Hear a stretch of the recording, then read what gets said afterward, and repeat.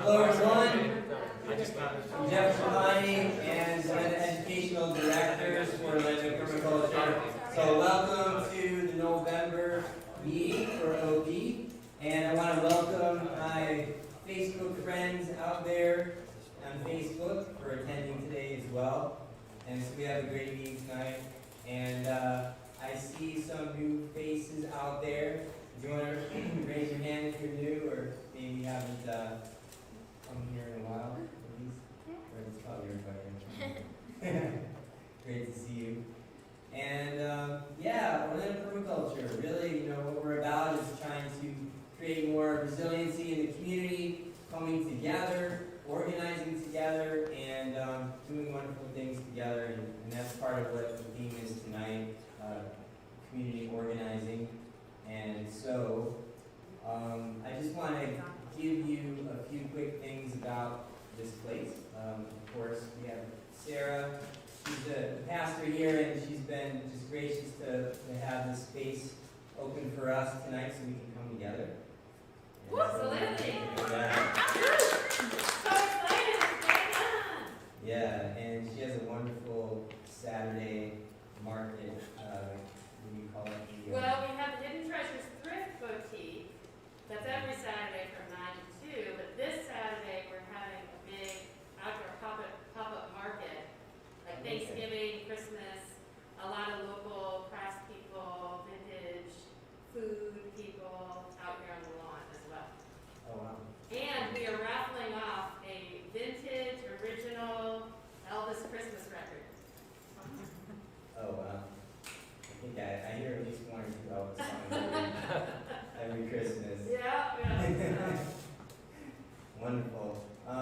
And as far as the bathrooms go, we have the men's and the women's bathrooms over on the far end outside. They're open. I will open them.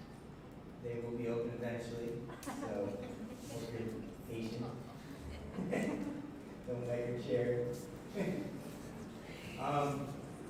So there's not too much else to say, but we do have a plant raffle in the back. You can see we got some great trees. I see some papaya trees, and I don't know what else is out there. I know you guys brought some great stuff tonight. Anyone want to say what's out there that looks really good for the raffle that you brought? No, it's a secret.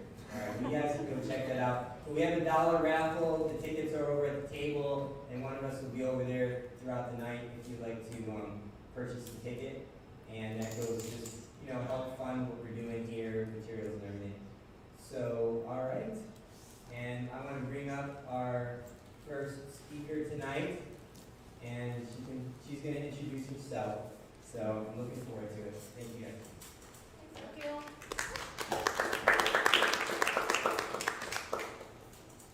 Hello everyone, thank you for inviting me. This is fun. So my name is Christy Koch. I am from Fridays for Future Orlando, and I'm going to talk a little bit about community organizing and some of what I do in the community. So here's my little agenda. I'm going to talk about Fridays for Future Orlando, a little bit about climate striking and what we do for that, my climate story, and then talking about elected officials and staying connected with us. And then also climate reality education, since I'm a trained climate reality leader, so I'll be giving a little bit of the climate information there.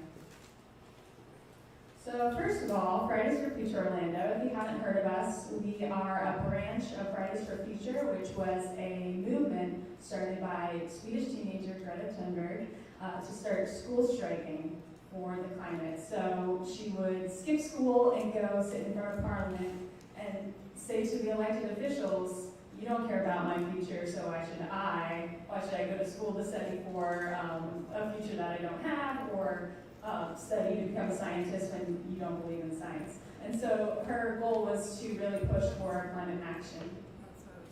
And so Fridays for Future Orlando started in 2018. It started with 3 activists and then became over 300. And so we organize these large-scale climate strikes in front of Orlando City Hall for, in coordination with the global climate strikes that Fridays for Future overall organizes to try to push for certain actions and achieve our demands. Hold on. Let me know when you need to switch, because I'm working on time. So some of what we do are organizing those climate strikes that I mentioned, and then also advocating for environmental bills and water conservation, protection, and contacting our elected officials, things like that. And then also our demand is 100% clean energy by 2030. So I guess I'm ready to switch Yes, to I apologize. So when we organize a climate strike, we get everyone involved in front of City Hall. We usually organize speakers who come and give speeches about why we're doing what we do, what we're trying to achieve, things like that. And then we bring our homemade, handmade signs, recycled signs to really show kind of the artistic component. And sometimes we like to bring in some humor as well and display those as a real public display of what we are asking for to gain attention and spread awareness. And then sometimes we also march to Lake Eola or the Orange County Administration Building as well. So I'm good for the next. Oh, yeah, I'm so sorry. You're good. Something's going weird on the internet. I'm trying to figure it out. Okay. So my climate strike online story, as we all know, a lot pivoted online when the pandemic started, and one of the things that actually pivoted online was our climate strike movement.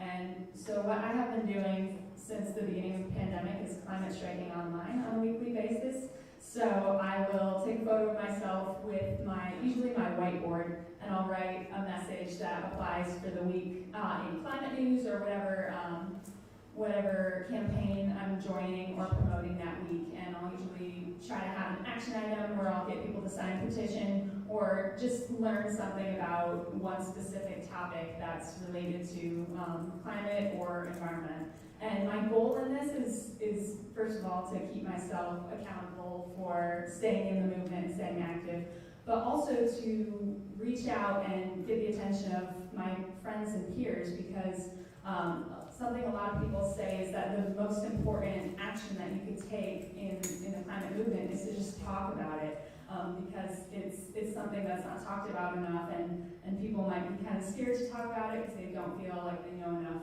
about it, or they don't know how to get involved. And so that's really my goal with doing the climate strikes online, and just being in solidarity with all the other activists around the world as well. So that's my climate strike online story, and I'll continue to do my climate strikes online every Friday, posting photos. So I'm ready for the next one. All right, and I should be able to hand the slides back to you. I got it sorted out. It's your turn now. All right, thanks so much. And so a lot of what I end up doing is contacting my elected officials. And so I call them a lot to let them know my opinions. And so it's really good to know your elected officials, especially governor and senators, so Rick Scott and Marco Rubio, and of course the representatives, local representatives as well. And if you aren't familiar with contacting representatives, it's super easy. All you really have to do is care about an issue and look up the bills related to it, and then just give them a call or send them an email saying, I think you should approve this bill or vote in favor of this because it's important to me, because blah, blah, blah. And it's super easy, and I know it sounds scary at first, but once you get in the hang of it, just giving your senators a quick call, it's a great way to really make your voice heard. So as for advocating environmental bills, that's pretty much reaching out to representatives is one of the best ways to do that. And then you can also stay connected to Fridays for Future Orlando and find us online on our website and our Facebook page and Instagram if you just look up Fridays for Future Orlando. And so now I'm going to move right into my climate reality presentation. So if you're not familiar with Climate Reality, it's an organization that was started by Al Gore to really to train people to educate others on climate science and the effects and why it's affecting all of us, and why it's so important to talk about and know and become aware about all these different issues, because it's so complex. And when we organize together, it's such an intersectional issue. It's such an intersectional. I don't know if I'd say issue, but like it's so complex that there's just everything is connected. And so within the climate crisis, it relates to other social issues and other things, other environmental issues. So today I'm going to talk about food systems specifically, since this is permaculture. I thought that would be a little bit applicable.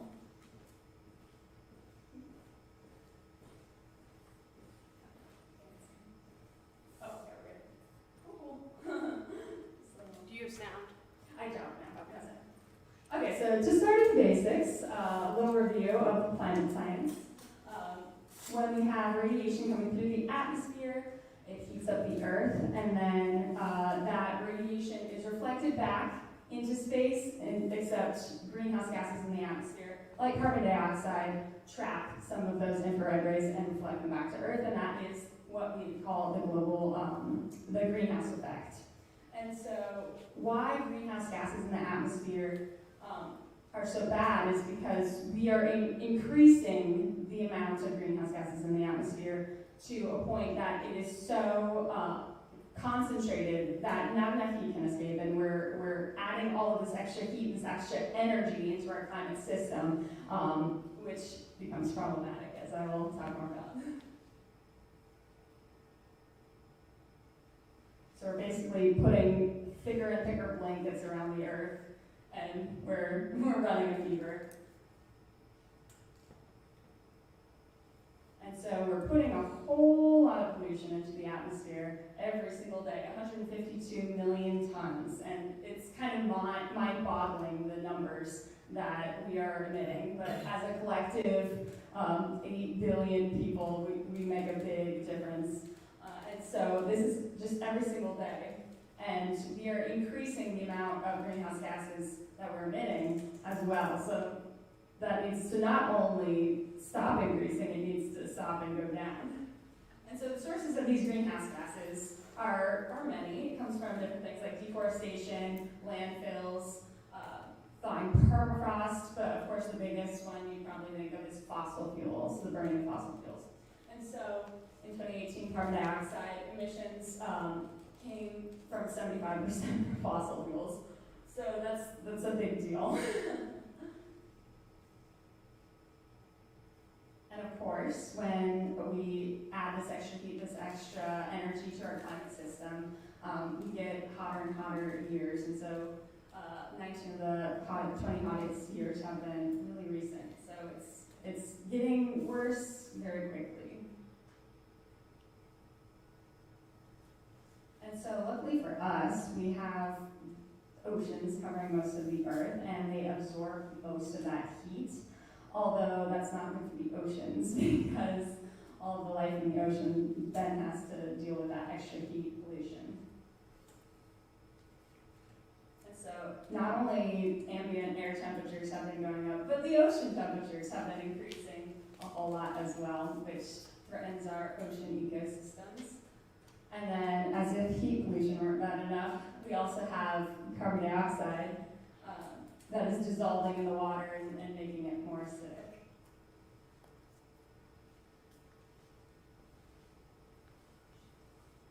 So the oceans are 30% more acidic than they were just a few decades ago, or before the Industrial Revolution, rather.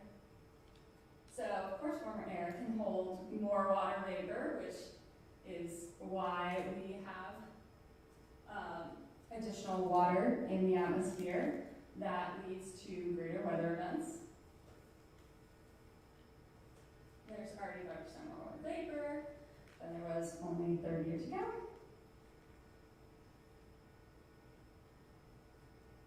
And so we get events like rain bombs and more intense hurricanes, as we've all started to experience here in Florida.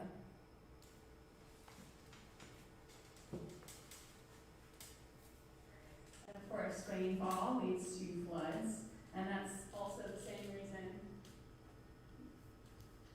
that infrastructure is threatened, and that's why it's so important to pass these big bills like the infrastructure package and the Build Back Better plan, because these are only going to be threatened a lot more by the more intense weather going forward.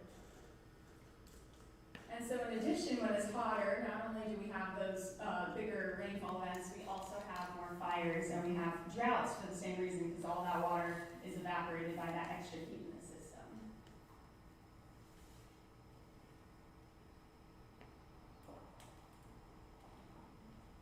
And this is something I didn't know before I learned this presentation, was that when it gets hotter, there's more lightning strikes, which is a little concerning. And so now I want to talk a little bit more about something that's really important, and that's the intersection of social justice. And so the counties that are most vulnerable to disaster were shown to be 81% minority. And so these are the people who are the most vulnerable, low income, people of color, communities that have honestly done the least to contribute to the crisis. And they're suffering the worst. And so this is a really shocking statistic when you compare the wealth of an average black family to an average white family in America. It takes 11 and a half average black families to equal the wealth of one average white family. So there's definitely a disparity economically that results in inability to recover from the adverse weather events and things like that.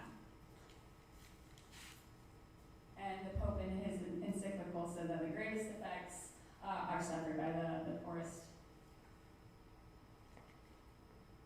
And that's just humans. When we look at the rest of the environment and the living things that also reside on this planet with us, half of all land-based species are being threatened. And so we are in the Anthropocene, which means we're experiencing the sixth extinction, which we're basically driving a lot of species into extinction, and we really need to reverse this crisis to save them, because the biodiversity is so important, as we all know. And so specifically, the global system that I'm going to talk about is the food supply. And I think we all, everyone here can agree that we really need to shift in how we produce our food and how we think about our food in society.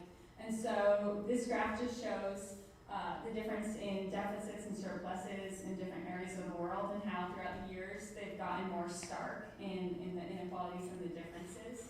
So over here you have Asia, North Africa, and the Middle East. All of those are experiencing really high deficits of their food supply, whereas other places like North America and South America have a lot more surplus.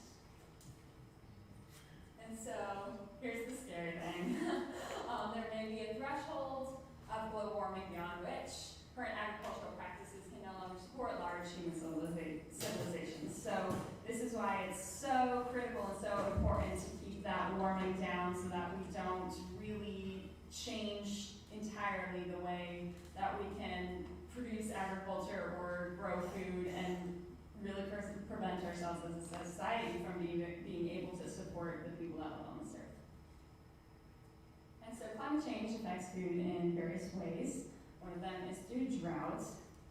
And so that affects the supply chain of food in various places around the world. And then heat also affects crops. Many crops are sensitive and cannot be exposed to heat, which is not good in a warming world. And so that's why it's so important for scientists to be researching more heat-resistant crops and things like that, and really focusing on that adaptation of the heating. And then also yield declines as it gets hotter, which is great.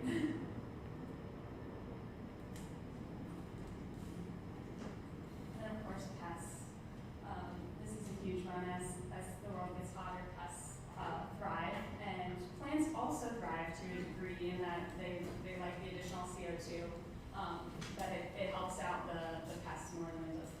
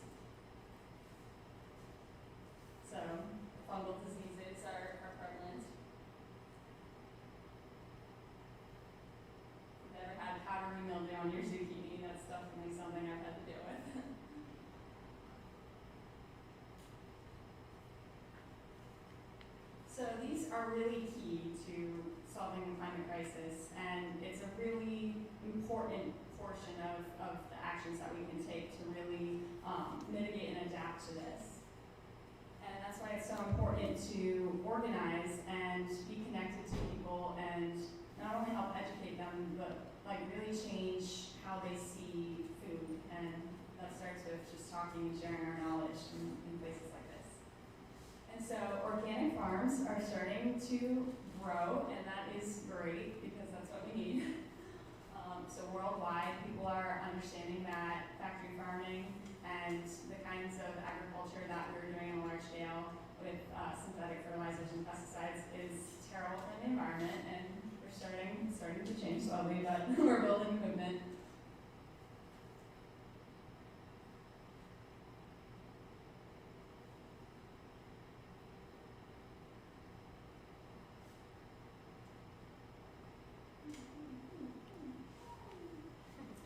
And so here are some great agricultural practices that are regenerative, and I just want to touch on one of them, and that's composting. So I work for a company called O-Town Compost.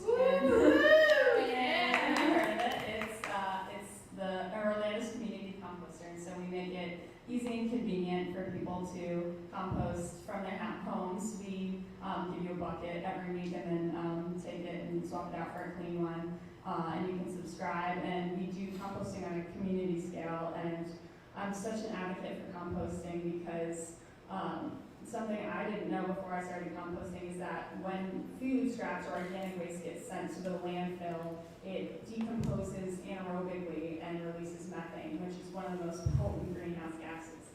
And so one of the best things that we can do to reduce our personal greenhouse gas footprint is to compost and send half of our trash, half of what we produce, back to the earth in the form of soil, and to really lock in that carbon and not emit that methane. So that's something I'm a huge advocate for. Wait, before you leave that, Yeah. what's silvopasture under the agroforestry? Silvopasture?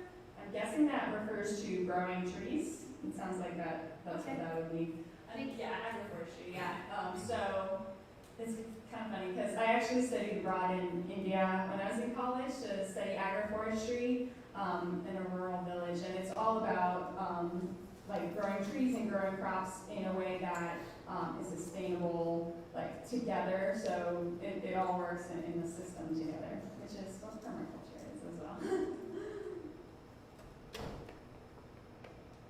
And so, along the lines of composting, soil is so critical, not only in growing food, but in also combating this climate crisis. And so we want to stop the conventional tilling because that releases all that carbon into the atmosphere when we want to be sequestering it in a way that is valuing all of that microbial life and the vast biodiversity that exists in soil, because soil is alive. And so conventional tilling versus not tilling up the soil shows that we can sequester that carbon when we don't till it up.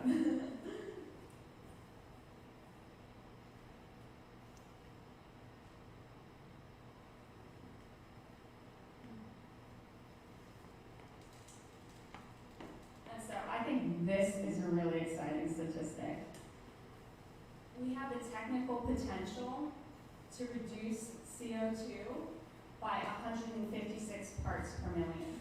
So what this means is right now in the atmosphere we have about 420 parts per million or so of carbon dioxide, and the safe level is about 350. So we are way over safe levels of carbon dioxide. And the fact that there's potential for soil to sequester all of that additional carbon dioxide from the atmosphere to return us to safe levels, I just think that's so exciting. And if we have a mass global movement to return to regenerative, organic agriculture, local agriculture, we have the solutions here. It's just a matter of employing them and getting everyone on board and changing our societies and everything.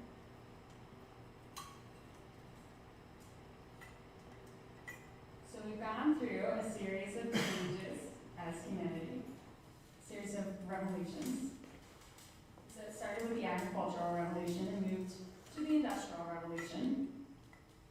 And then more recently, we've lived through the digital revolution, and the next revolution is the sustainability revolution. And that's something that we are at the forefront of, and we really need to push. It's for a zero emission, healthy, equitable, sustainable society. That's the goal. And so I love this statistic as well. I'll end with a good one. So enough solar energy reaches the earth every single hour to power the entire world's energy needs for an entire year, which is just crazy. And we have so much free energy from the sun, and we really need to take advantage of it and use more solar panels on rooftops and encourage net metering and things like that. So, as part of Fridays for Future Orlando, and as a climate activist, we encourage everyone to use your voice, use your votes, your choices, speak truth to power, make your voice heard, like the world depends on it, because your world depends on it. So that's all I have for now, if anyone has any questions. Could you say your name again and the company you work for, because the stream was going when you were introduced? Oh, yes. So my name is Christy Folk, she, they, and I work for O-Town Compost, but I volunteer with Fridays for Future Orlando. And I'm a trained climate reality leader, so that presentation was from Climate Reality. Yeah. So there's a slide up there about 75% of fossil, it was a fossil fuels. Right, yeah, 75% of carbon dioxide emissions comes from burning fossil fuels. And that is cars and coal plants and natural gas. Yeah, you got it. So there's three main types of fossil fuels. There's coal, oil, and gas. And so we use coal primarily to burn to make energy. Natural gas we also use for heating, energy, and then oil is mostly used for transportation in the transportation sector. And so, yeah, all three of those combined release most of the carbon dioxide. Yeah. And which one of those is propane? Is that natural gas? Or is propane something else? Yes. Yeah, I believe, well, propane is a form, it's a gaseous form of fossil fuel, yeah. So I don't know if it's categorized exactly as natural gas. I think, natural gas is mostly comprised of methane, but it's similar. It's a carbon-based fuel. Anyone else? I had a question. Yeah. You had a slide that mentioned that soil could be used to absorb carbon dioxide. How would the soil do that? How could we get to do that? Yeah. Can you repeat the question Yes. for people online? Yes, so the question was, there was a slide about soil sequestering carbon dioxide, and they were asking how it does that. So soil is really amazing. It's not just this dead, inert thing. It's this thriving microbial life system. And so it sequesters soil when decomposers, for example, that live in the soil consume dead matter, dead decaying carbon matter, and break it down and turn it into a form that is locked into that organic matter. I don't know the exact science behind it, but that's kind of like an overall summary of how I would say the sequestering works. It's that those decomposers, those living things in the soil that are able to break it down and keep it there. Mm-hmm.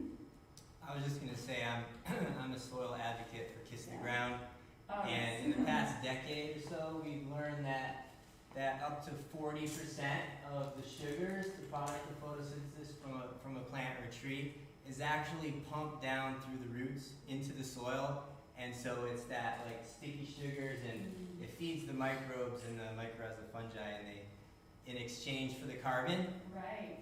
they give the plant the phosphorus, nitrogen, water, trace minerals that it wants. So it's a really cool carbon mineral trading system that they got going on. But where does that carbon come from? It comes from the carbon dioxide in the air. So those trees are a carbon pump. They're just taking in that carbon, pumping it into the soil, and a lot of it is building up in the soil. So it's just an amazing thing, and that's why, you know, building the soil is such a great way of getting that carbon dioxide excess out of the air. Wait, just to recap, you're saying that the trees take the atmospheric carbon and turn it into sugar? Correct. Yeah, carbon-based sugars, carbohydrates, feeding the microbes, and they just keep multiplying, and it's a wonderful thing. Sweet. Yeah. So the plants are what brings it into the soil. Plants bring the carbon into the soil, right? Yeah, the plants are, yeah. I know that. Yeah. I read that hemp and cannabis is really good at that. Right.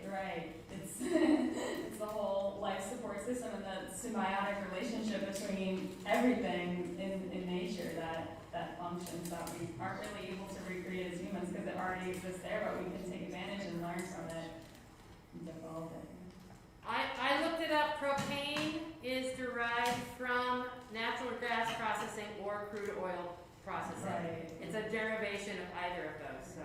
Cracking, right.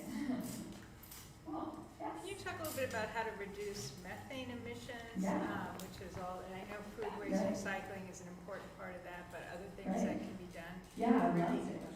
Yes, of course. So the question was how we can reduce methane. So methane is, as I mentioned, one of the most potent greenhouse gases. It's CH4, and one of the biggest sources of methane is landfills, in addition to fossil fuels and some other sources like agriculture.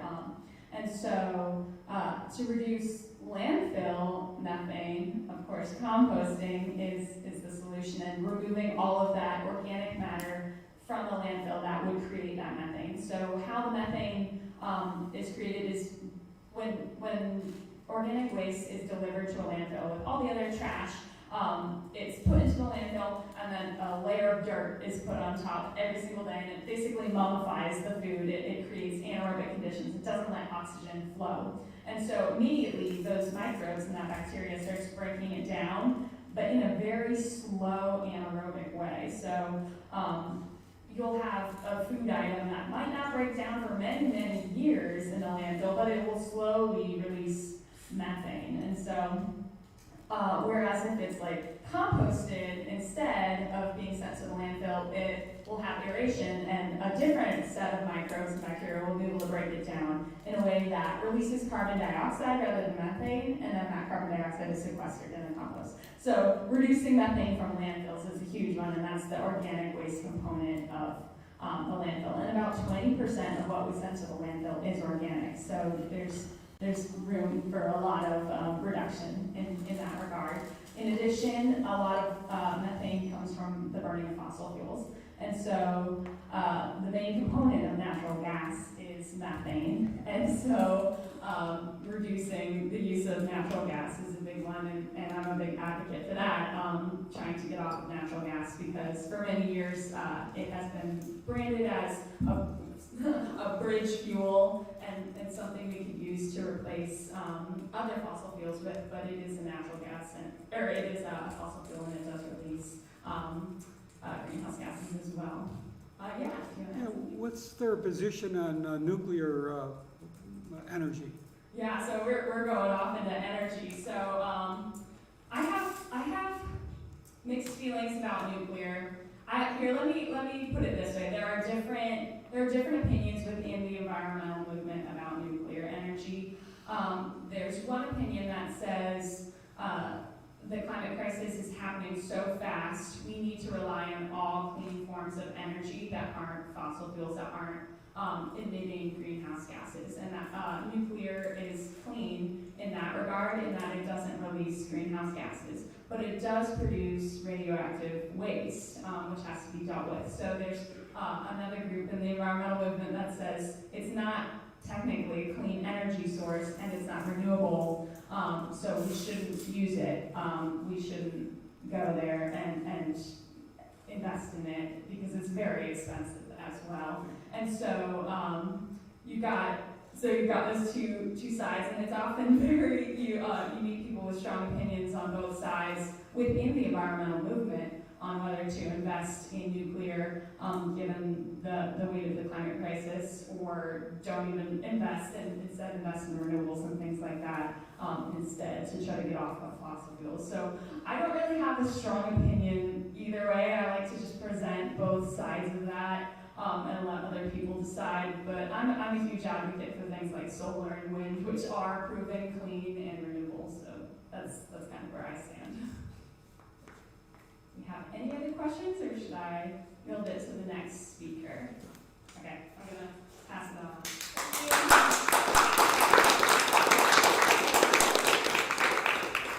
James, do you have slides? I do not. Okay. I think we were gonna take like just a quick little stretch sorry. and a break before we go on to the next. Somebody wanna go tell the Is that all right? people online now? Are you gonna go? We're stretching, No, we're just 3-minute stretch. Yoga, pose, downward dog. We're going to take a few minutes break and be back. Don't go anywhere online.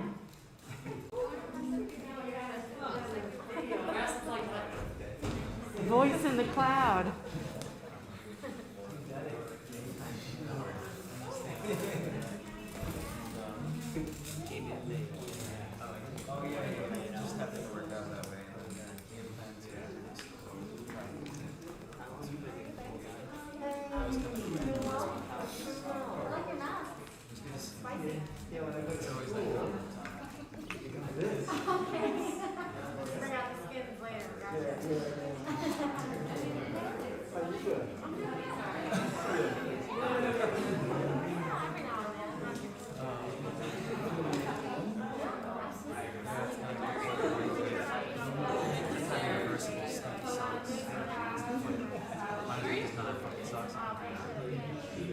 Oh man.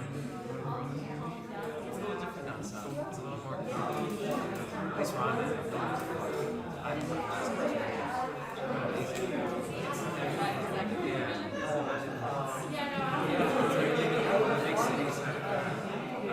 Quick question about, ask you another question about geoengineering. Oh, of course. Your program the other day about how it might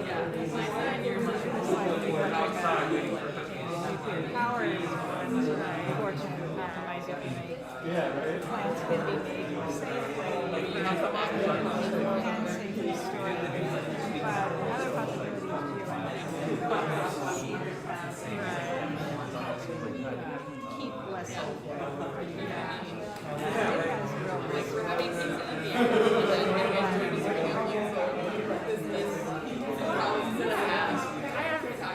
I have opinions of geoengineering based on like what I've read and everything. So there are all forms of geoengineering. So there's a few different forms of geoengineering. So the ones that do not fundamentally alter the climate in other ways are obviously more favorable than the ones that do. So for example, just like changing the albedo, the reflectivity of surfaces, for example, like painting surfaces white instead of having them dark, it actually has a cooling effect and it is able to reflect some of those rays. So things like that are easy and like not climate altering, whereas things like seeding clouds with sulfur, I think that's a terribly dangerous idea because that's what happens when volcanic eruptions occur. So they spew all of these extra chemicals into the atmosphere, like sulfur dioxide, as a temporary, but then after it decays, the heating is like intense when it goes, and then the heat comes back in. So it's like it's not a solution. It's like a temporary thing. And so this idea that we can continually cool the earth with sulfur dioxide is just like eventually it's not. Right,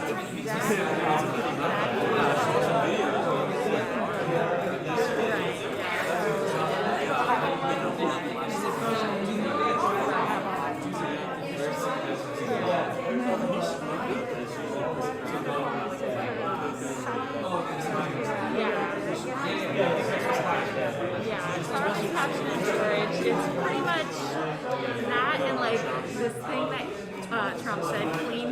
it actually was a technology that existed, but it has been proven to be, like, it requires more energy and emissions to go through the than you're saving. So it's pointless and it's expensive and it's not economic and it doesn't make any sense. So it's really just like an excuse that the fossil industry uses, along with a lot of things like geoengineering, carbon capture and storage. Sound good, but again, they're technologies that aren't even developed at scale, and it's really just an excuse to continue to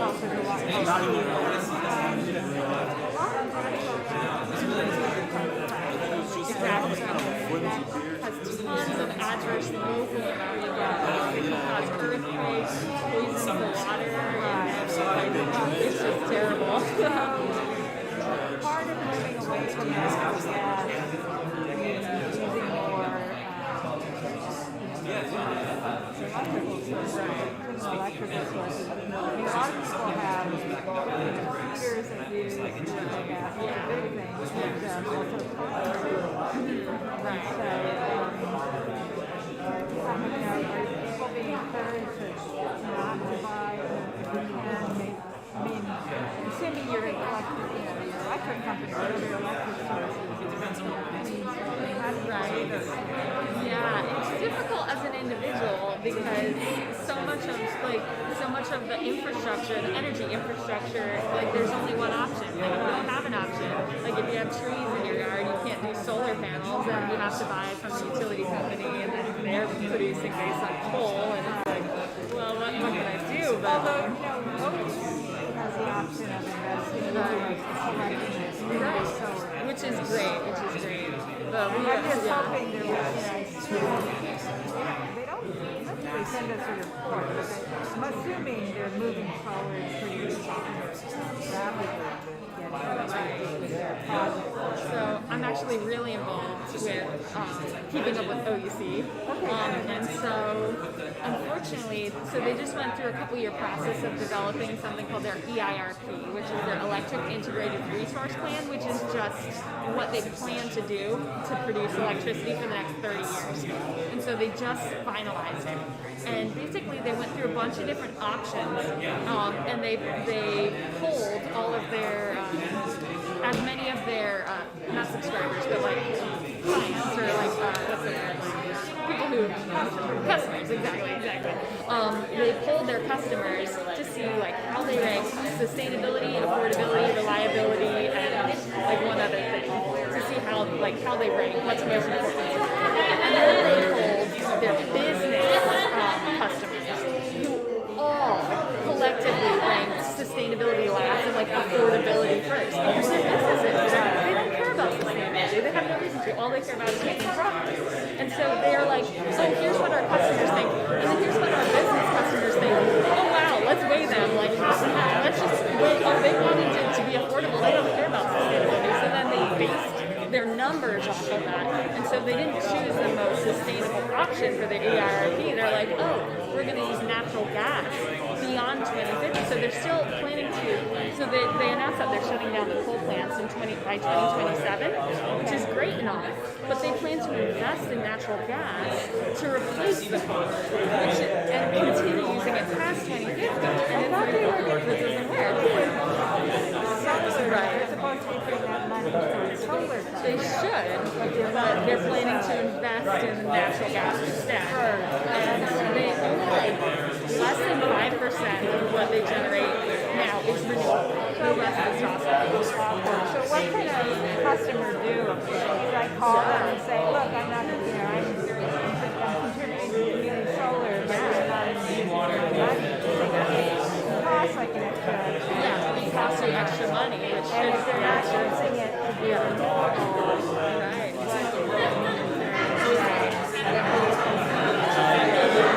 organized customers. Right, yeah. So there was actually a meeting they held today. So unfortunately, they're trying to get rid of net metering, which, if you're familiar with that, or do you kind of know what that is? Okay, yeah. Net metering basically means people who have solar panels on their roof. That's right. Yeah.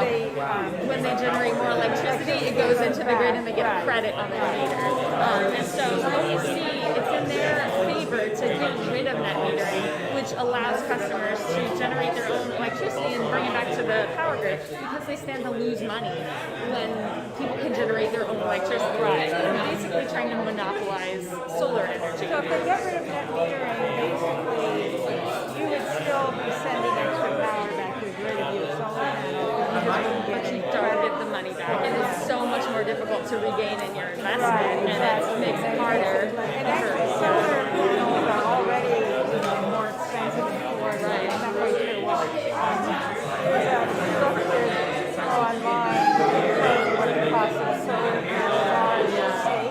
And I put solar panels on a house my mother lived in California. It was 1/3 of what it would cost here at a comparable house.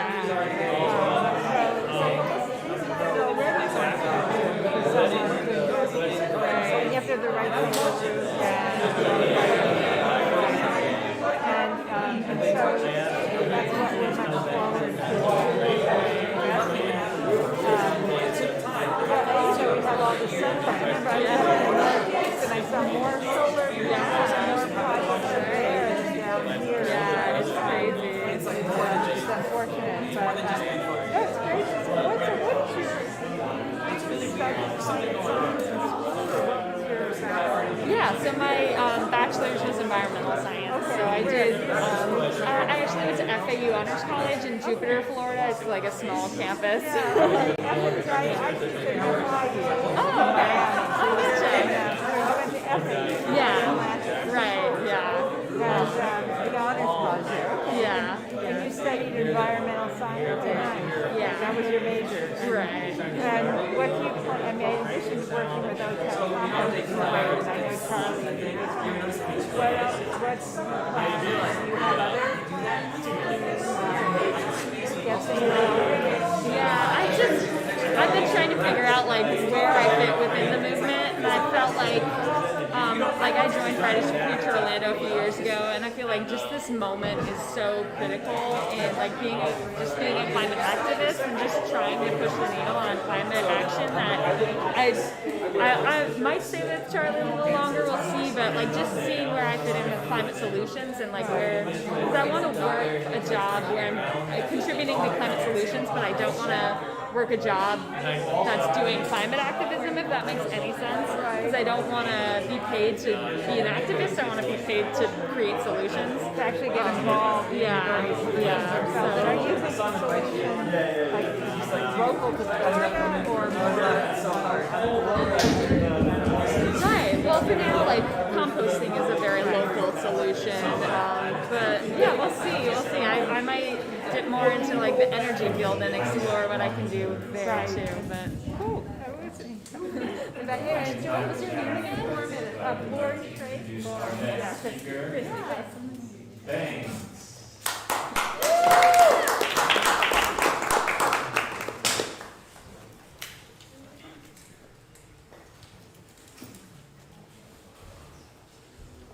One.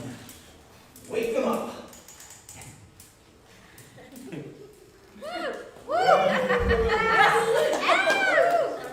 Does red make you blue? Does blue make you red? Humans can see over 1 million colors, approximately 1 million colors. That's a lot of chartreuses, a lot of mauves, a lot of blues, a lot of beiges. So let me ask you the question again. Does red make you blue, politically? Does blue make you red, politically?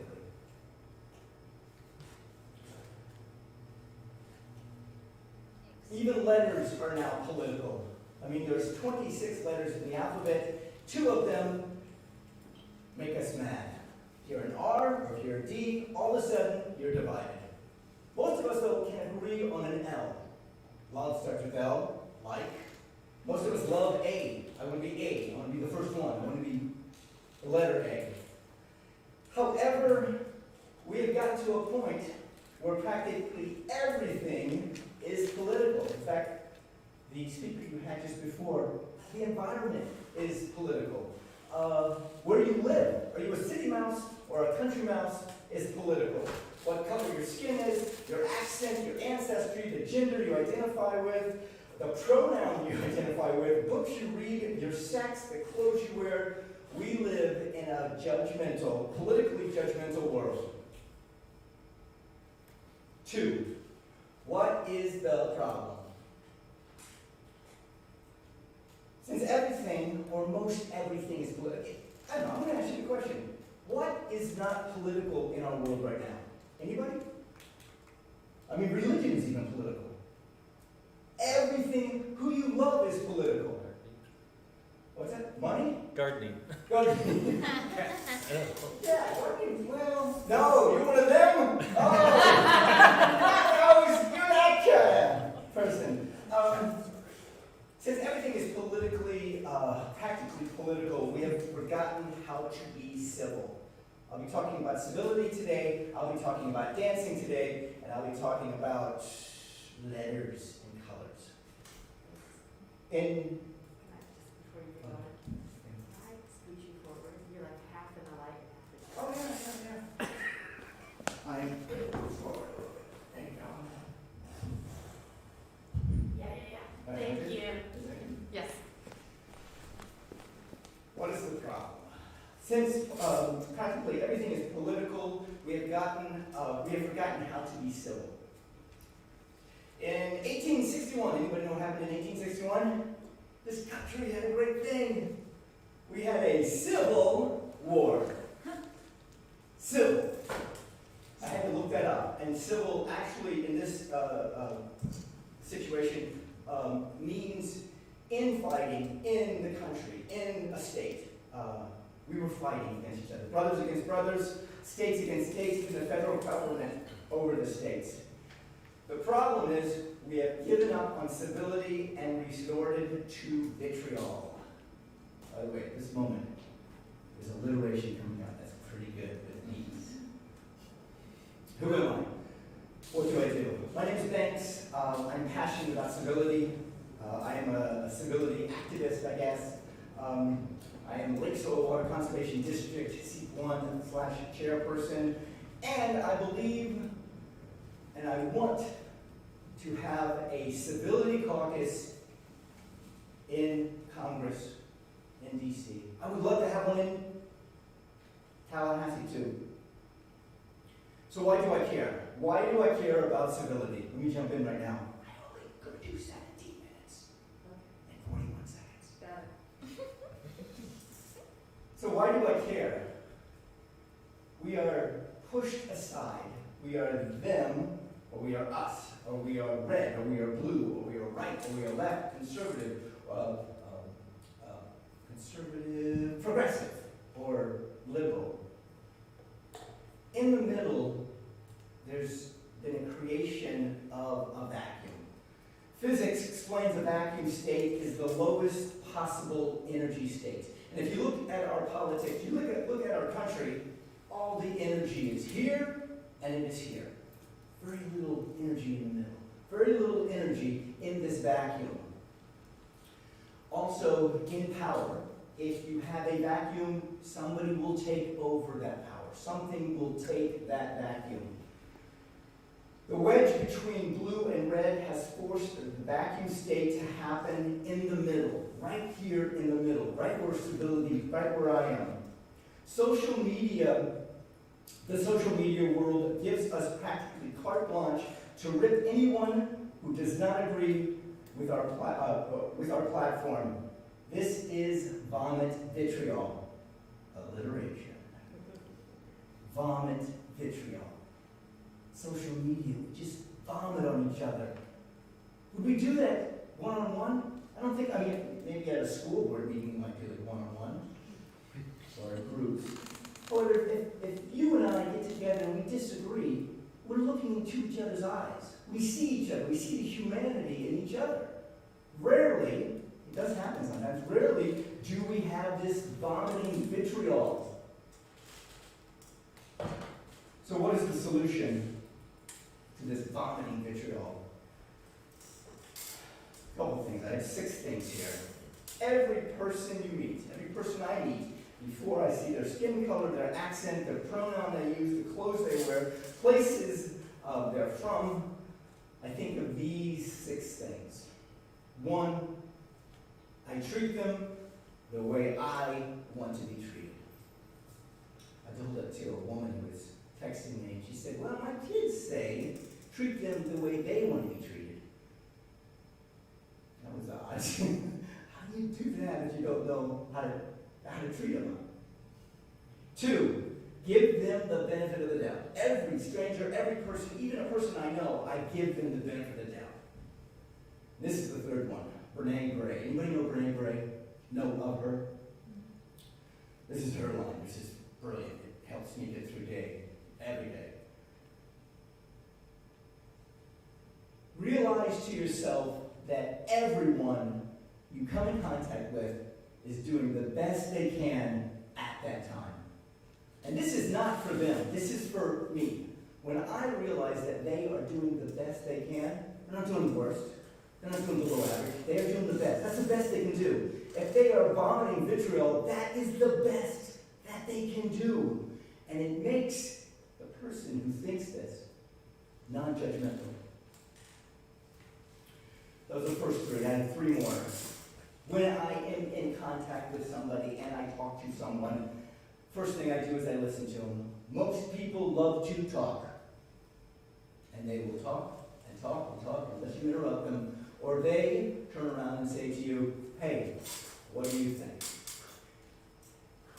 Last week, I had a political strategist on the phone with me, and he was selling me on his ideas to be my political strategist, and I let him talk. And at one moment, he stopped talking, and he said, what do you think? They are inviting you at that point to open up, to actually, they are to a point where they want to know what you think. Listen. Number 4. 5, think. While you're listening, think about what they're going through. Think about what they're trying to say. Be clear on exactly who they are and where they are in the world. And then when they ask you the question, what do you think? Talk to them. Tell them what you think. Be clear. Last 2 months ago, my nephew reached out to me on Facebook, and he said, thanks. Do you agree or disagree with this statement? And I said, well, overall I disagree. And he got all upset, mad. He gave me this big monologue on Messenger of why he thought I was wrong. This was one instance that we disagreed. And at that moment, he unfriended me, decided not, he's my nephew, not to be my friend. Why am I saying this? Most of the time, we differ on very few things. We might differ on abortion. Okay, fine, you're for it, you're against it, figure out where life is, or figure out what you do agree on, or where you are in the situation. Do we disagree on clean air, clean water?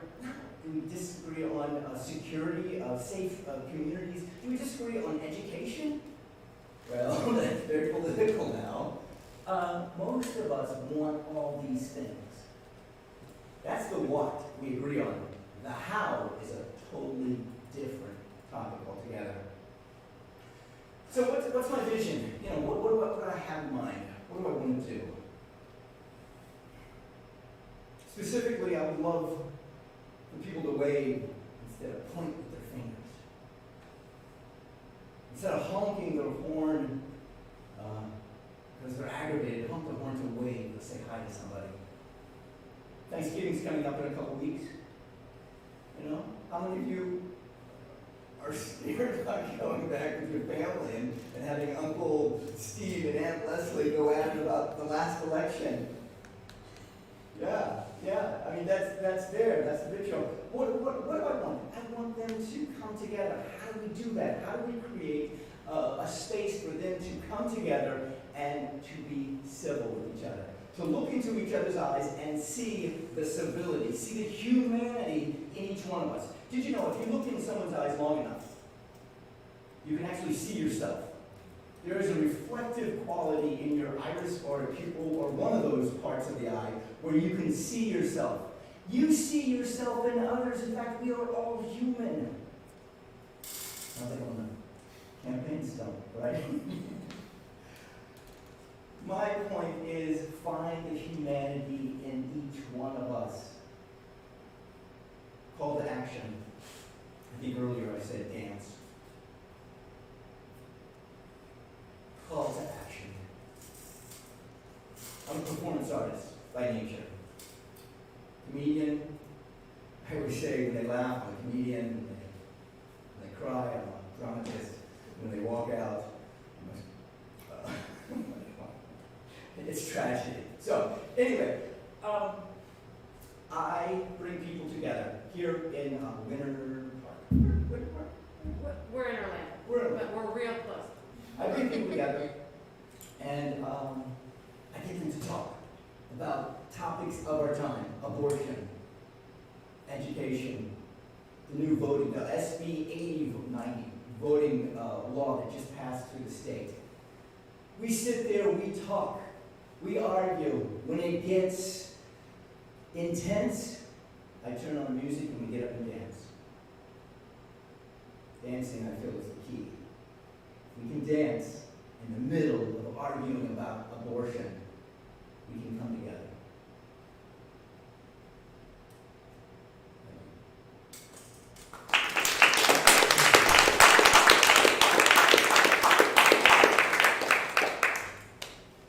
Questions? Comments? Yes. So what happens when we can't agree on what's factual, what's real? How do we talk across very different realities? Because that seems to be part of the problem. We sort of, adhere to or believe in different facts, right? About the election, who won it, big facts. So I'm going to Thanksgiving with my brother and sister-in-law, and they watch Fox News all the time.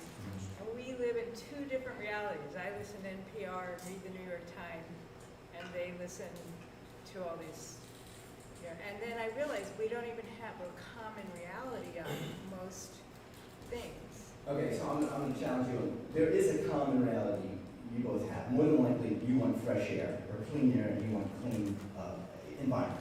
Right. Always find a way to come back to something that you agree on. If it starts migrating over to a topic that is beyond conspiracy theory, let's say, what I do is I let them talk it out. And if you don't interrupt them, they'll end up running out of air. And you'll stop. And they'll have said enough. I think what happens is we get into a situation where you don't believe what they're saying, and you have to jump in. And if we just let them talk, be a compassionate listener, be a charismatic listener, that's what it's called, they will end up talking it out. We want to jump in and try to tell them that they're doing it wrong. They're doing the best that they can. That's the best. Dallas, Texas. Want to hang out on the grassy knoll and wait for John F. Kennedy to come back. That is the best that they can do. I hope we get good ratings. I don't know. That is the best they can do. Thank you for that round. Any other questions, comments? You don't have to have any questions. Has anyone ever attended one of his things at Winter Park? Yeah? How was it for you? Well, it's great because you have to get, what he's doing is getting people to talk across their differences and in a civil way, in a way so that we're not shouting or calling names.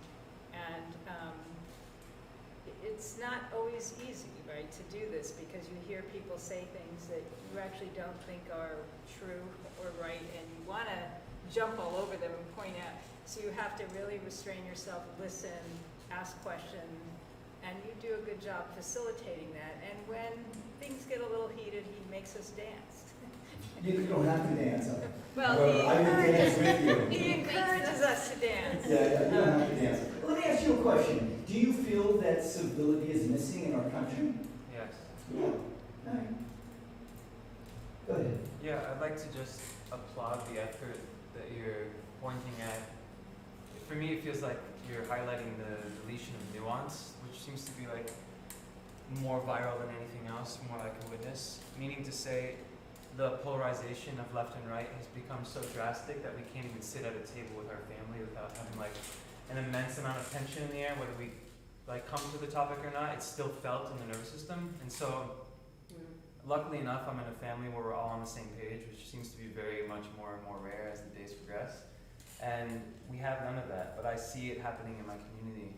And so I live in South Florida. I used to live in Orlando for years, and I have been working in gardens for a while.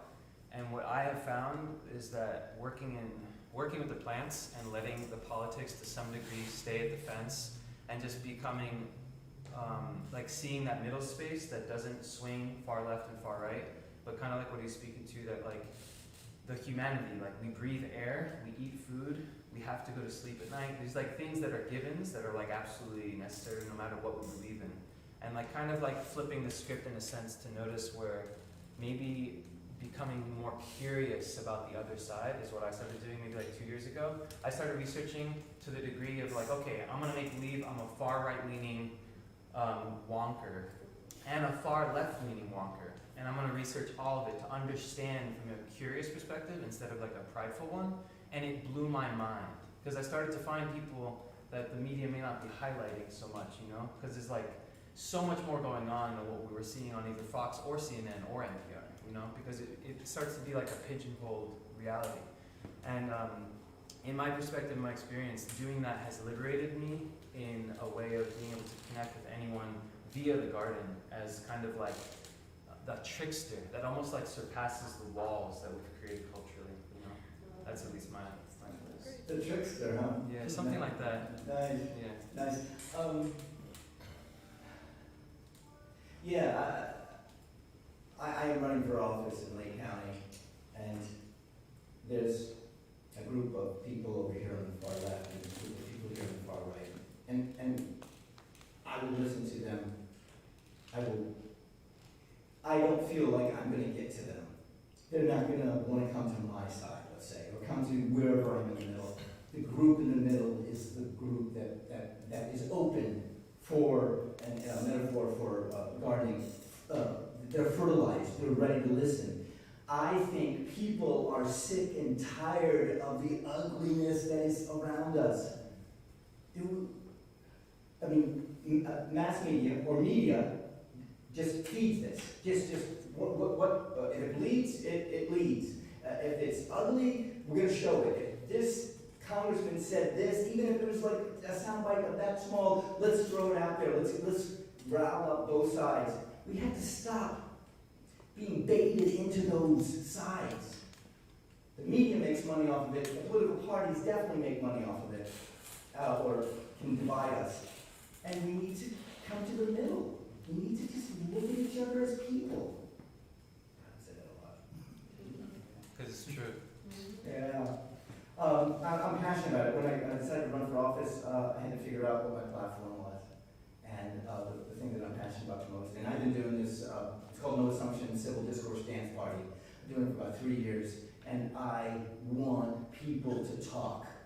I want somebody far right and somebody far left to get in the same room together, and Lori will tell you this, and have us talk about abortion. Okay, you might not agree, and you might say, hey, you talk too much. Well, guess what? It's time for music. Boom, we get off and we're dancing. Here's this. Think of this. How about at the school board meetings that erupt into mayhem, where people are yelling at each other? What if you put music in there, and Rick Ashton music is playing, and people are going to get up and dance to drown out the vitriol? Yes. So you're running as not politically affiliated, is that right? As you're not going to be running as a Democrat or a Republican? Correct. NPA, no party affiliation. So, I mean, do you see, one, either we should be moving away from political parties as a way to organize our political affiliations, or is there a need for a third party, or just more parties in our country? I mean, why did you choose to run as a not politically affiliated? This is a staggering statistic. In 2016, I moved to Lake County. In 2016, 63 of 120 state representatives in Florida, you ready? It's over 0.5%, were unopposed. 2018, I ran for Lake Soil Water Conservation District. It's an elected position. No one ran against me. I basically started off to be a choice, another choice. As an NPA, there more than likely will be 3 people on the ballot.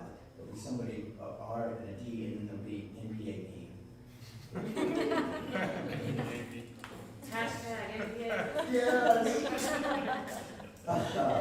And I'm doing this to learn. I love to meet people. I'm a performer, so I have an excuse for meeting people and not being too strange. I went to the Cannabis Festival in Lake County, Mount Brewer, this past weekend, and I learned about hemp and cannabis. It's going to be more than likely on the ballot. Recreational cannabis will be on the ballot. I might as well learn as much as I can, and boy, did I learn so much. Everybody was happy there. That's crazy about it. No one was fighting. No one was I was an 18-year-old kid or a young kid just looking at me while I was talking, and he was just like, wow. That's the answer then. Yeah. Civility. So, yeah. So my point is, what's my point? Why run, right? What, yeah. Instead of trying to change the two parties and so that they don't each go in more extreme directions, why, so you're running unaffiliated, Right. You're making a statement in a sense, right? Right. 14 months, performance art piece, I call it.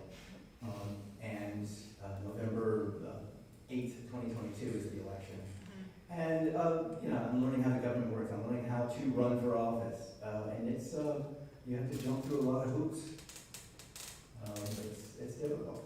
When people, my nephew, when he was arguing with me, basically, through a message, I said to him, hey, have you ever thought about running for office? Because when people are passionate about a viewpoint, I'm thinking, get out there and get engaged. See what it's about. In the last 2 months, I have learned so much. I am just like, what next? I'm going to learn about taxes next. I'm going to learn about the diaper tax that Anna Escalani is trying to pass. Yeah, it is just a learning experience for me personally. Thank you so much. Thank you.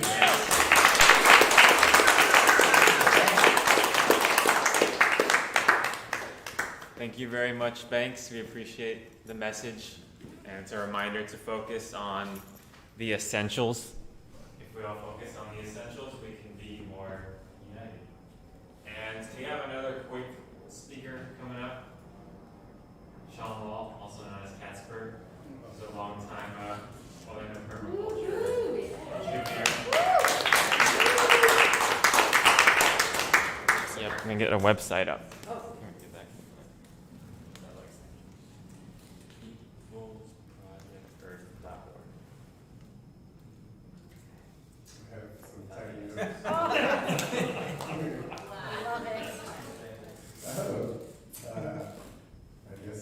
I'm here tonight on behalf of the People's Project.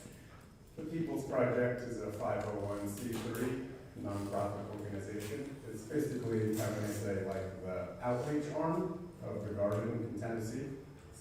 And I'd say our goals are probably the same as most people's goals here, which is the creation and participation in a, for lack of a better word, Gaian society. And Gaian, if you're not familiar with the term, basically, I guess I'll make it really simple, would just mean a life-friendly, sustainable, life-loving society. The People's Project doesn't really have a monolithic ideology, so don't take anything that I say as particularly indicative of some overall ideology. But there are some things that I would say are pretty common to our viewpoint. So we have two main purposes. One is free land communities, and the other is the Permaculture Mutual Aid Network. Let's scroll down a little bit until we see that says those words. There we go. So Freelance Communities is maybe kind of obvious, and yet you don't really see them around. I'm really used to seeing private land ownership and hippie feudalism, which I'll get to later. Anyone that's woofed might already have the indication of what I mean by hippie feudalism.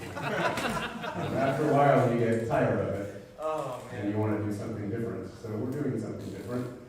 We just picked up another 16 acres in Tennessee, aside from the primary 22 acres, as a nonprofit collective.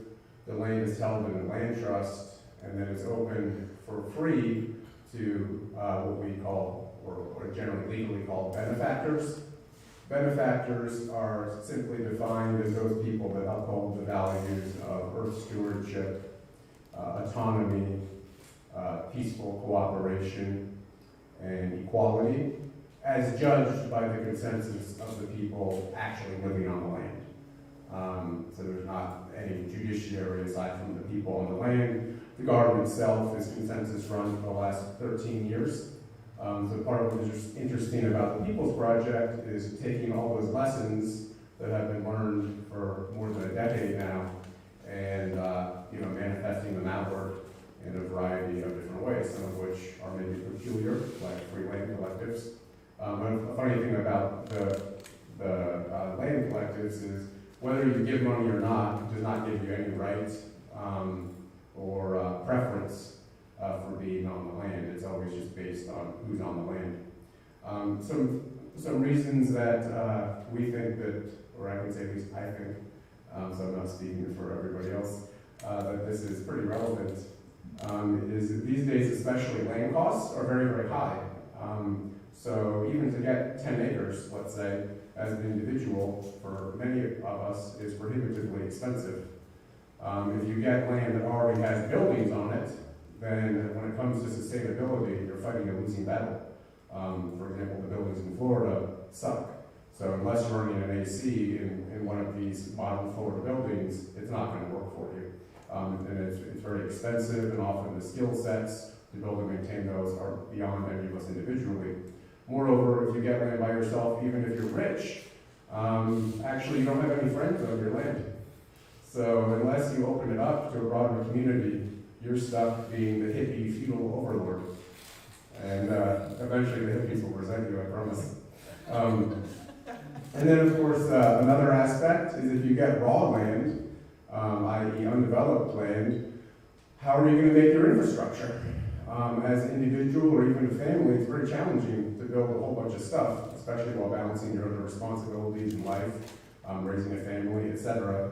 So once again, you have this kind of problem of labor costs in the United States are very expensive, so unless you're rich, how are you going to pay people to do it? Any individual typically lacks the skills even to build a log cabin by themselves.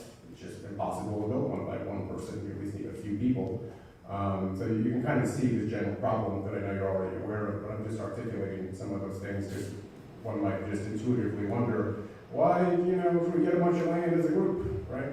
And then it's very challenging if you try to, how can I say, divide the influence based upon your financial contribution to the land purchase price. So these are maybe kind of obvious things, but I thought they were worth mentioning. And then, let's go ahead and scroll down a little bit. There we are. It's the People's Project. So let's keep scrolling a little bit. There's a lot of raccoons. Yeah, there's a lot of raccoons. Again, the website for all you people is People's Project Earth. Please join us. You can select your interests, join the working group. So for different states or different working groups, I just made this website last week because prior to this, everything was word of mouth. And a lot of us have dreamt of a connected guy in society for a long time, and it's very challenging because like the friends whose places I can go to or that I know are different than the ones that you know, and we don't really do that great of a job of sharing our networks and establishing really mutual trust. So that's this sort of thing. Let's keep going down. Okay, so the Permaculture Mutual Aid Network is oriented around helping communities through permaculture working groups, connecting communities, land stewards. I call everybody a land steward because whether you think you're a property owner or not, guess what? Actually, you don't own or ha ha ha. So at best, you're taking care of it for a while before you die, and hopefully you're buried on the land you love. So whether someone wants to call themselves an owner or not, we don't really care. We'll still call you a land steward. And of course, working groups with similar goals and values, right, to facilitate permaculture practices, resource sharing, relief in the form of mutual aid, and safe space. Relief here also includes disaster relief. Sometimes when there's a disaster, it's like all of a sudden you need a whole bunch of labor and you're out somewhere. So an example of that is at Blueberry Village, the picture on the left. Those are some friends from the People's Project. They had a hurricane. We'll scroll down a bit. You know, it's like all of a sudden they were in big doo-doo. So we sent out some people to help. And then on the right, you can see the land by the lake that we got recently. That's pretty cool. Let's keep scrolling down. And again, you can go to that land right now for free. True story. Cobb Building in Missouri, just another example of, you know, some stuff. Basically, you know, community in Missouri wanted to establish or grow how many people could live there and all that sort of stuff. And actually, Cobb Building is pretty labor intensive. And if you only have 5 or 10 people, that's not as good as having 20 happy, helpful hands.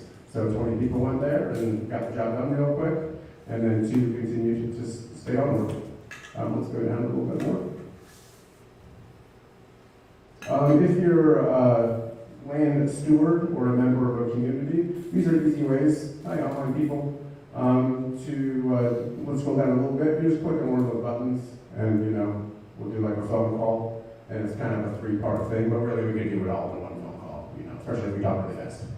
Right, there's the introductory consultation, planning session, schedule a working visit. We have about 20 people. I'd say now there's about 10 of us down here. We'll be traveling around Florida till March, and we're really happy to help out on different land projects. And we also have some of our own land in Interlaken.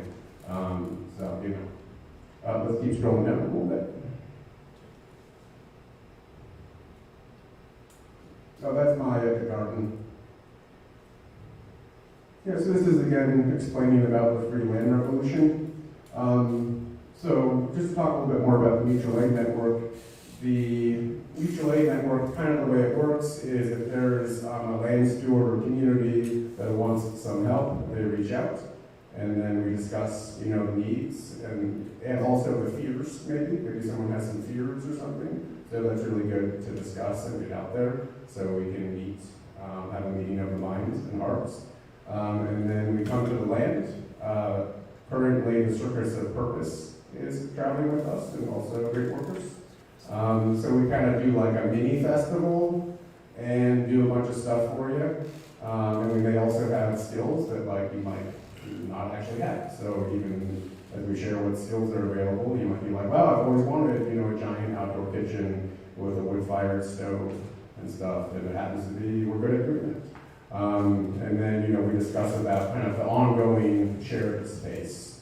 So the ongoing shared space, you know, it doesn't mean that there's any deed transfer or really any legalism around it. It's just an ongoing, you know, agreement along with communication for many groups to come back. For a lot of the people from the People's Project, for one thing, some people have nomadic spirits, so they want to travel around. For another, a lot of people, it's like their vocation or calling to do this kind of work. So they find value and fulfillment in doing that kind of work. So these are kind of some of the primary parts. Nobody gets paid, but we do get land over time. So for example, here on the Free Land Revolution, if you scroll down a little bit, you'll see we have a little donate button. All money that goes through this button goes only to land. There are other ways to donate to the overall group, the People's Project itself, like I said, the 501c3. Yeah. What's the name of the website? People's Project Earth.org. Just take a last look here. Yeah, so what are things that land stewards and communities often need, whether they be an individual or a group, is oftentimes they need skills and labor. So in this case, you might have 20 people that have a diversity of skills and labor and ideas, so it's nice to have new ideas, and friends. And especially as we come into a little festival thing, it's like, oh, let's do this again. Yeah, I think that's most of the blah blah I have. If you scroll down to the bottom, you'll see there's a little cute video also. Oh, here's some things, nice things people said. They told me you're supposed to put those on the website. And if you go down to the way bottom, yeah, there's more of the join stuff, right? And then you keep going to the bottom, right? And let's say that you hit join there, it'll prompt you to create an account really easily.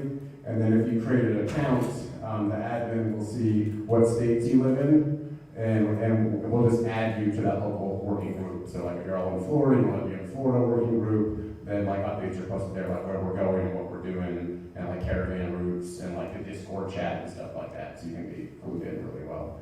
And if you scroll down to the way bottom, there's just a video about the garden. The garden had a bunch of funny drama last year because of TikToks that they made. So it was very amusing. I think that's kind of what I have. I'm happy to have a quick discussion and not take up too much time, sure. Which of those things should you click if you want to be a friend? Oh, join. Join, okay. Yeah. Okay, thank you. Yeah. When's your festival? You're talking about it, but no dates. Yeah, so it's an idea created by Magic and Moon of the band Unity Rising, and it's called The Circus of Purpose. Our meetings are called Clownsels, and even the camper has a clown nose. So really coming out of the conversions, the upcoming permaculture conversions, we'll have a map then of kind of where we're going. But they'll be performing, and actually we'll have kind of a T-tent situation with many different performers at Unicorns Unite, which isn't this weekend, but it's the next weekend over by Tampa. What are you laughing about? It's a real thing, Yeah. Oh, Unicorns Unite is Monday. It's like a Florida Songwriters Festival, yeah. Are you going to have any here in Orlando area? You know, we'll see. We'll know better the plan kind of coming out of. I know that for Friendsgiving, we'll be up in Interlochen on our land there, and we'll also go to O'Brien a bit for our skills to do some work, some work there to get the site ready. And depending upon what communities want us to come around and do stuff, then we'll make our caravan route. We would love to have you here. Yeah, it would be nice. We would love to host you here. Yeah, you gotta have some things for us to do though, otherwise. Oh, that's no problem.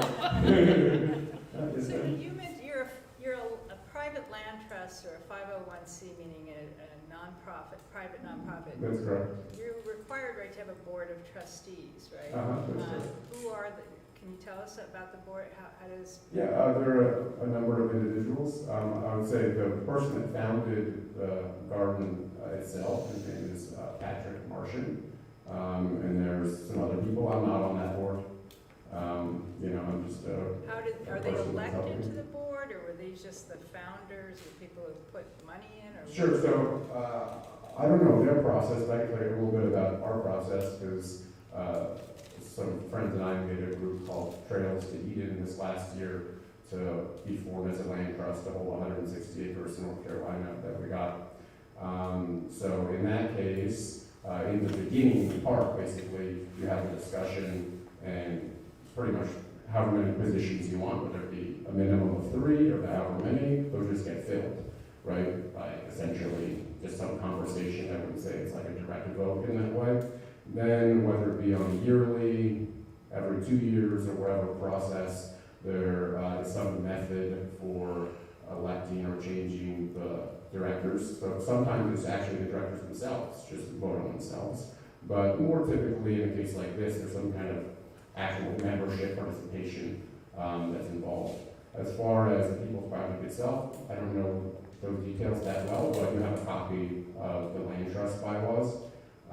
So if I look into that more, I could give you a better answer off the top of my head, I can say that's my general understanding. Thank you. Yeah, or So is it kind of like free for all when you arrive? Like just be self-sustaining and abide by a certain type of like rules? Like what's the governance structure like and the infrastructure? Yeah.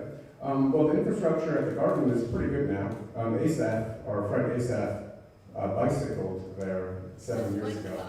And at that time, it was called Shut Up and Grow It. And infrastructure wasn't nearly so established as it is now. So there are many different cabins. One funny thing, like a recently built cabin that was built by Pete, its official name is not Pete's Cabin, because it's not his cabin. So like, for example, with a cabin or a hippie bus or whatever like that, there are many of both. You can stay in that space for a year and then you are required to move.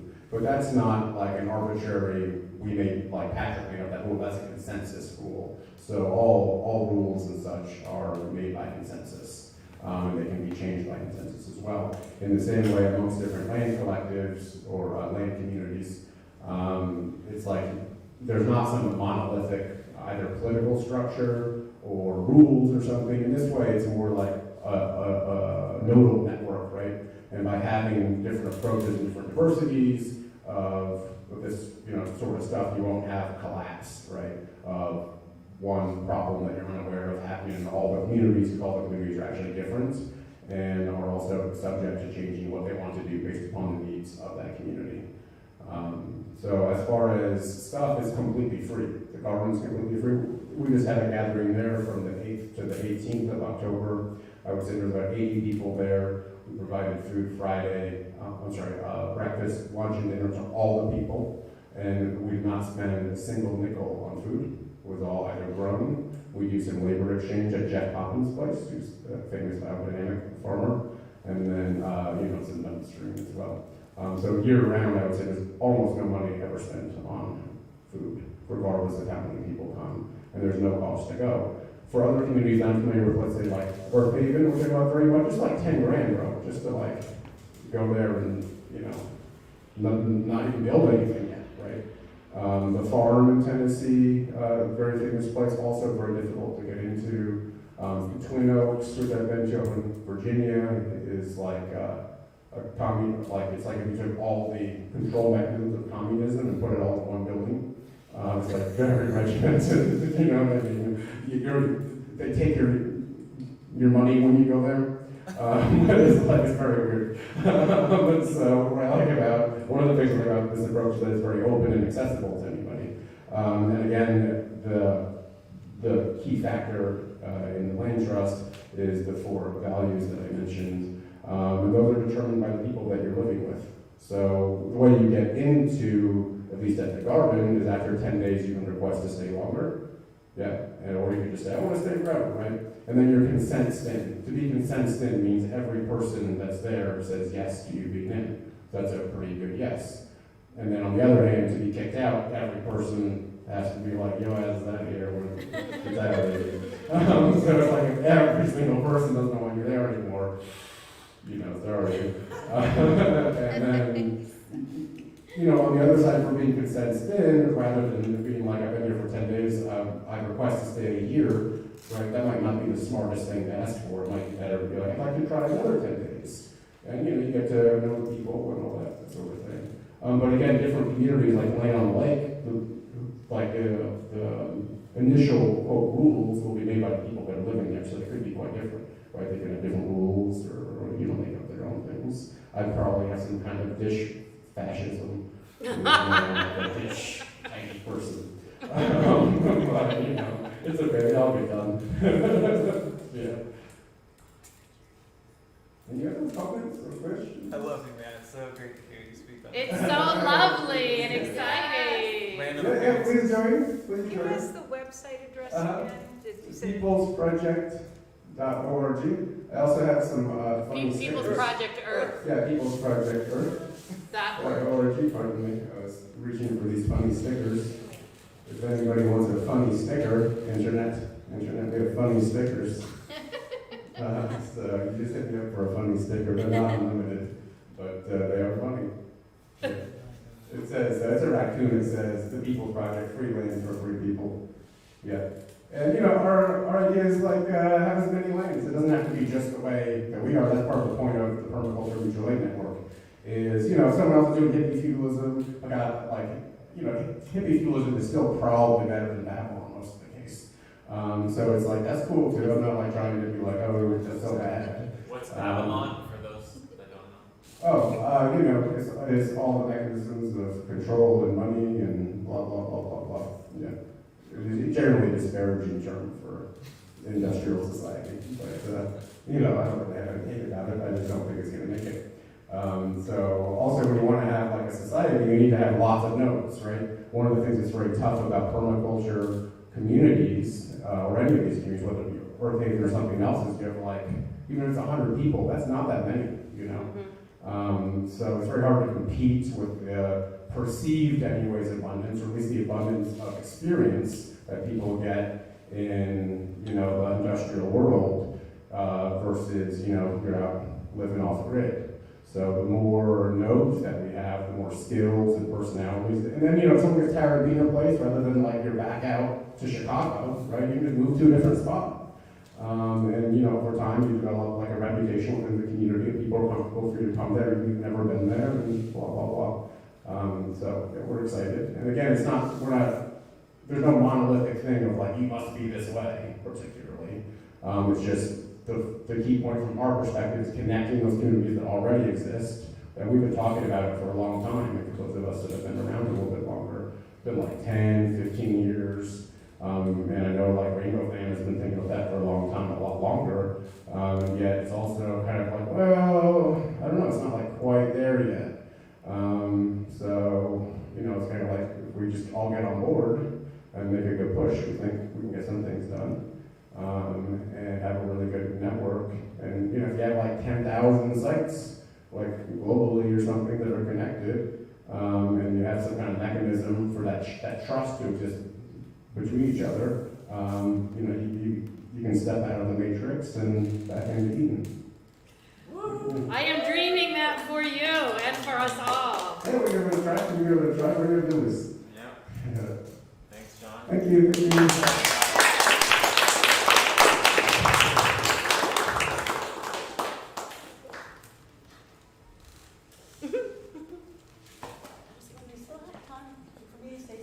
Morph, did you want a funny sticker? Oh, yeah, you can. I'm sorry.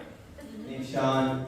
All right, so just thanks for all the speakers coming out here tonight and coming here and talking about community organization and sharing land, so many different things. So right now, I think it would be great to be able to just open it up if there's a few things. I know you had something that you wanted to add. And, yeah, so let's do that. You want to come here? Yes, please. Okay. Yeah, it's hard to, I'll show you, it's, people talking about .org there, there's no project, .org. Oh, you guys, no, you're already all the way up. Search that quickly, so. There you go. This is a sticker, is that what is the That's okay, we're gonna share. Talk into the microphone. Yes. Oh, I got to the I'm going to website. show you a book that I haven't read yet. Earth Generators, Regenerators, the Design Pathway. I'm just going to use it to make you aware of a network that exists. We've heard about networks inside the U.S. and also the, not climate change, but about climate change that's around the world. But this network, it's called earthregenerators.org. You can find it maybe there, yes, right? Tries to connect everybody that's doing stuff about the earth in general in the world. Joe Brewer is the author of this book. It's part of education program that he runs and starts in December again. It's only $30 to join. And it's a really nice way to get to know people around the world that are working on this. He's got a project running in Colombia, where he started just with a small area, and he found local people, Colombian farmers, and other people that wanted to work together with him to regenerate the earth there because it's depleting. And he thought he wanted to broaden that to the whole world. And it's a really nice group. It's around 3,000 people now. It grew from 20 people 3 years ago. And there's just a lot of information you can put on there for people that talk today. It's interesting to put it on, and maybe you can organize something. And I haven't read the book. I'm sorry. Thank I you. don't have time. Thank Thank you. you. Get the book along since we're abroad.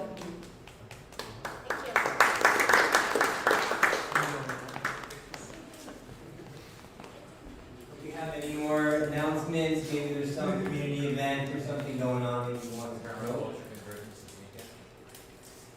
Yeah, we do have, there is the permaculture convergence this weekend, so if you're interested in going, is it Florida Permaculture Convergence? Yeah, if you Google Florida Permaculture Convergence, you'll get all the information. Yeah.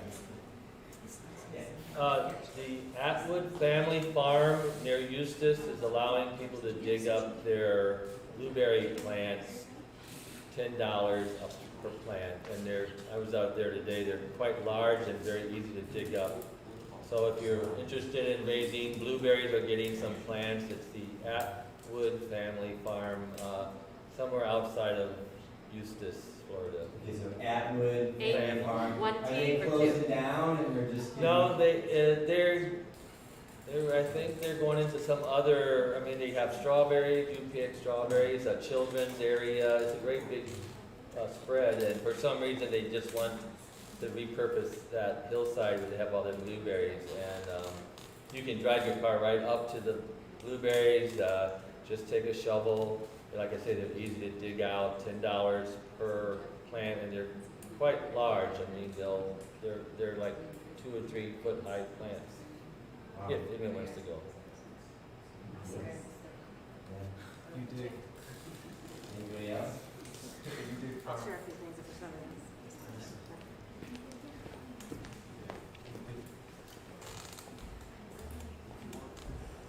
As I said at the beginning, this Saturday, we've got a lot going on here that you're welcome to.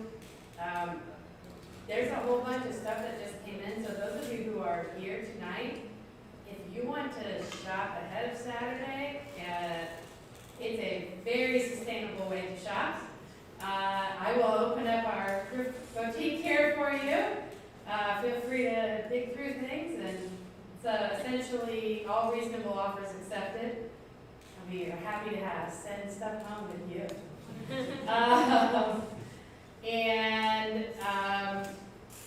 I am the pastor of the church here, Audubon Park Church, and sustainability is a core value of who we are and our particular expression of the church here.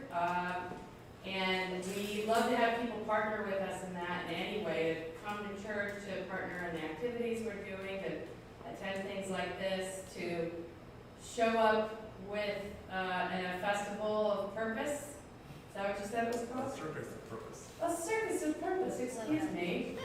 We're down for all of that, and it all sounds wonderful.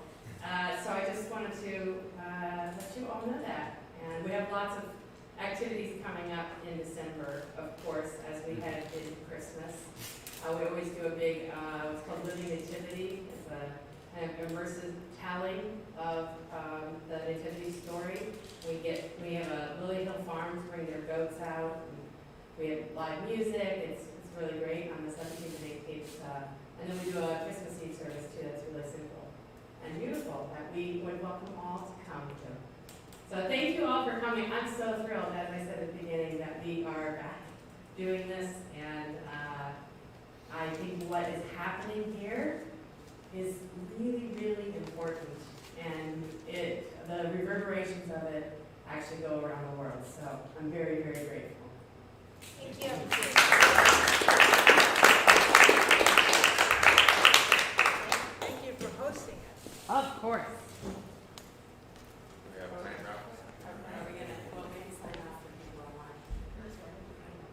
On that note, I want to say good night.